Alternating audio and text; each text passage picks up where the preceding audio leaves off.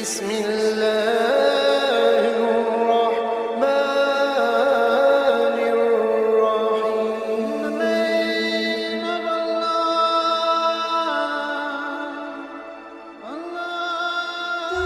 بسم اللہ الرحمن الرحیم. شروع اللہ کے نام سے جو بڑا مہربان اور نہایت رحم والا ہے.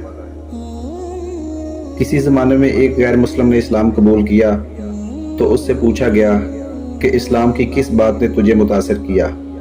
تو وہ بولا کہ صرف ایک واقعہ میری ہدایت کا سبب بن گیا. کہا مجلس رسول صلی اللہ علیہ وآلہ وسلم لگی ہوئی تھی، لوگوں کا ہجوم تھا. ایک شخص نے عرض کی، حضور میرے لیے دعا کر دیں، میرا بچہ کئی دنوں سے مل نہیں رہا، مل جائے.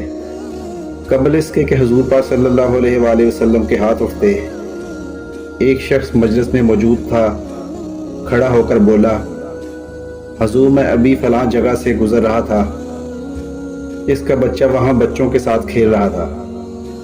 باپ نے جب سنا کہ میرا بچہ فلاں باغ میں ہے تو اس نے دوڑ لگا دی. آپ صلی اللہ علیہ وآلہ وسلم نے فرمایا کہ اس کو روکو، واپس بلاؤ. اس نے کہا، حضور آپ جانتے ہیں کہ ایک باپ کے جذبات کیا ہوتے ہیں؟ کہا، اچھی طرح سے جانتا ہوں، لیکن تمہیں بلایا ہے، بلانے کا بھی ایک مقصد ہے. اس نے کہا، جی حضور ارشاد فرمائیں. کہا، جب باغ جاؤ، بچوں کے ساتھ اپنے بچے کو کھیلتا ہوا دیکھ لو تو بیٹا بیٹا کہہ کر آوازیں نہ دینا، جو نام رکھا ہے اس نام سے پکارنا. کہا، حضور میرا بیٹا ہے، اگر میں بیٹا کہہ کر بلاؤں تو حرج بھی کیا ہے؟ فرمایا، تم کئی دنوں کے بچھڑے ہوئے ہو، تمہارے لہجے میں بلا کا رس ہوگا، اور تم نہیں جانتے کہ کھیلنے والوں میں کوئی یتیم بھی ہو.